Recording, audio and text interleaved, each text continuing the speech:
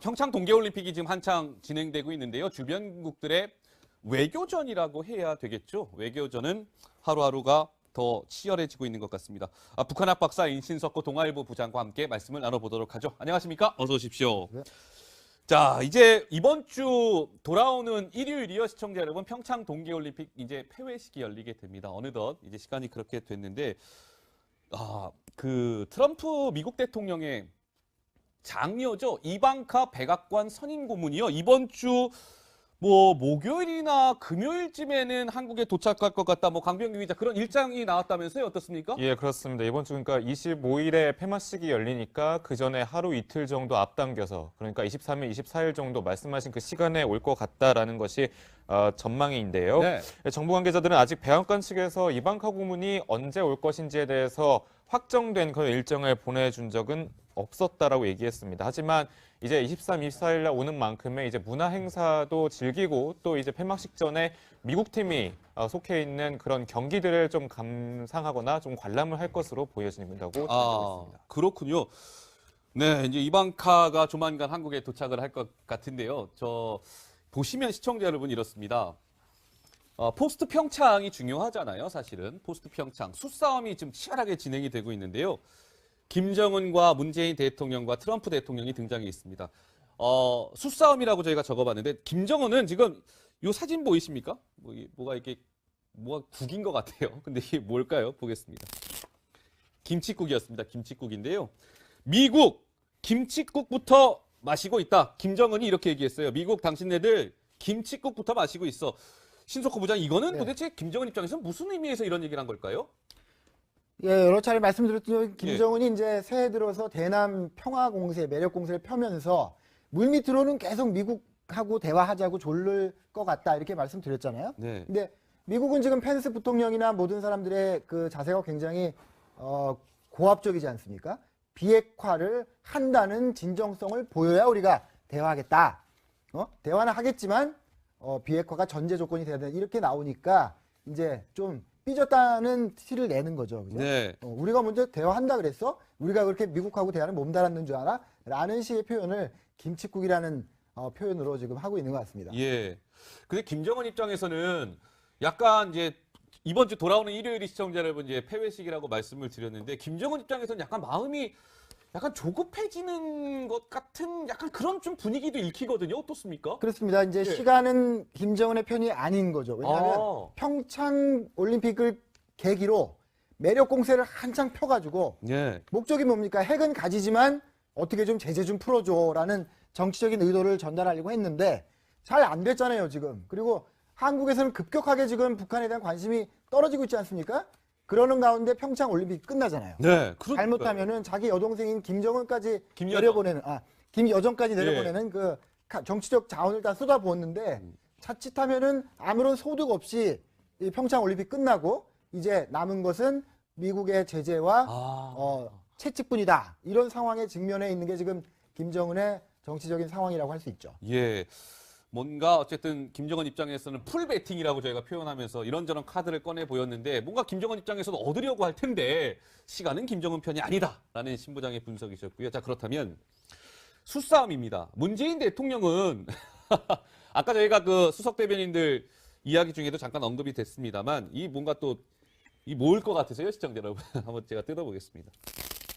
이 숭늉입니다. 숭늉 사진이었는데요.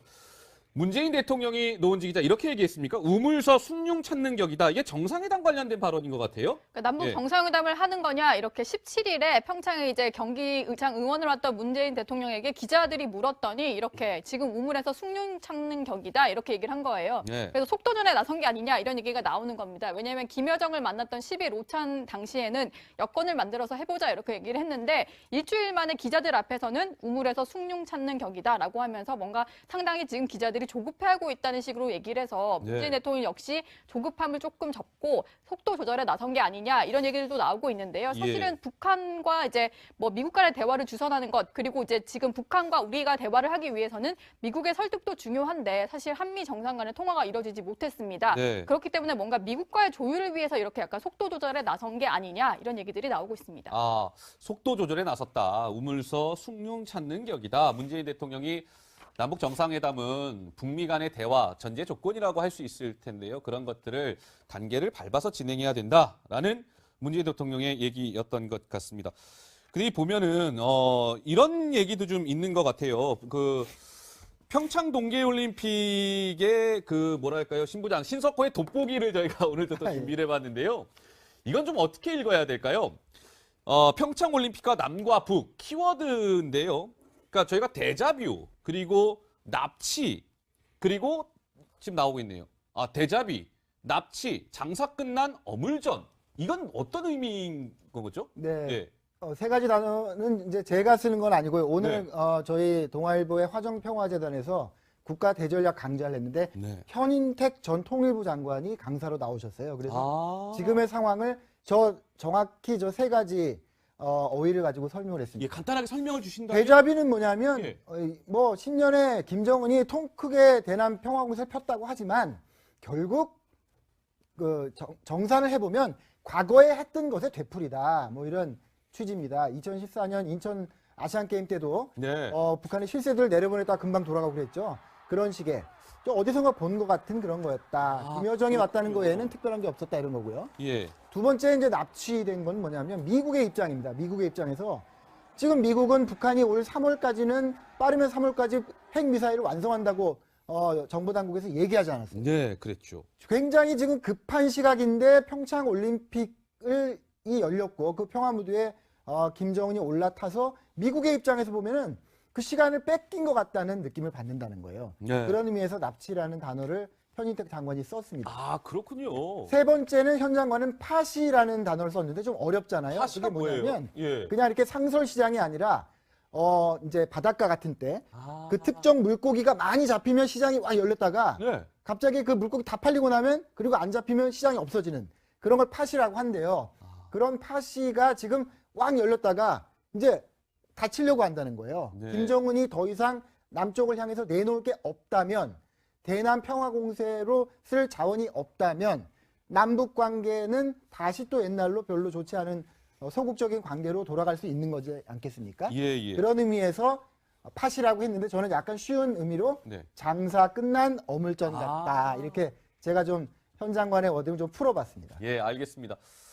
지금 남북 관계 상황을 저 세 가지 포인트로 좀 집약해서 저희가 볼 수 있었던 것 같습니다. 자, 그렇다면 수싸움이 아주 치열한데요. 미국 얘기를 또 빼놓을 수가 없겠죠. 북한과 또 문재인 대통령에 이어서 도널드 트럼프 대통령. 당근이 있고요. 뭐가 이게 채찍, 당근과 소위 우리가 채찍이라고 하죠. 보면 이렇습니다.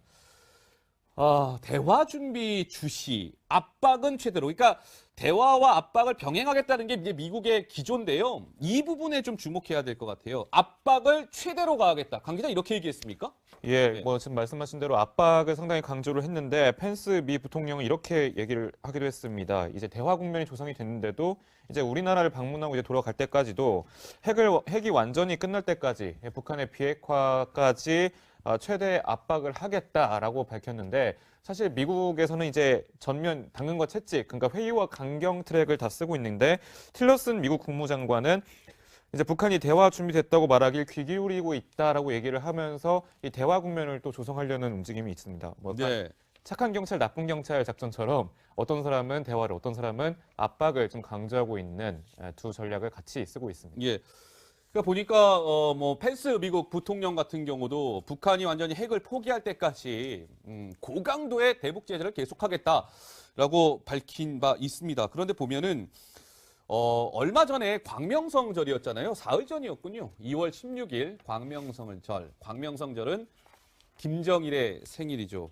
근데 보면 얼마 전에 저희가 전해드린 바도 있었는데 그 얼음 조각을 만들어서 광명성절에 북한이 평양에서 막 행사를 열었는데 이게 노 기자 무슨 얼음 가지고 하는 건데 그게 뭐 엄청난 그 뭐랄까요 인권 타답이라고 얘기해야 될까요? 그런 좀 현장이 목격이 됐다면서요. 그러니까 북한의 어떤 대규모 행사를 하기 위해서는 주민들이 많이 동원이 되는데 이번에는 얼음 조각을 하기 위해서 얼음 채취에 동원이 된 모습이 이 모습이에요? 네, 이런 모습을 볼 수가 있었는데요. 동원된 당시에 군인들의 목소리를 한번 준비해봤는데 그 목소리부터 들어보시겠습니다.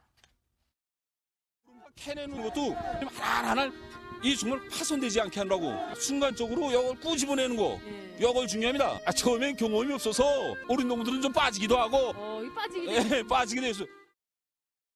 네, 뭐 해마다 좀 반복이 되는 그런 일인 것 같아요. 왜냐하면 조금 이제 대규모 이제 연중 행사였다 보니까 실제로 저걸 하면서 연못에 빠지는 경우도 볼 수 있었고 사실은 얼음을 저렇게 네모나게 잘라서 꺼내는 모습이 저는 한 6, 70년대 우리나라의 모습을 보는 것만큼 저런 식으로 실제로 현장에 동원이 되는데 맨손으로 얼음을 꺼내는 모습이 인권 탄압으로 비칠 만하다 이런 얘기들이 나오고 있습니다. 예.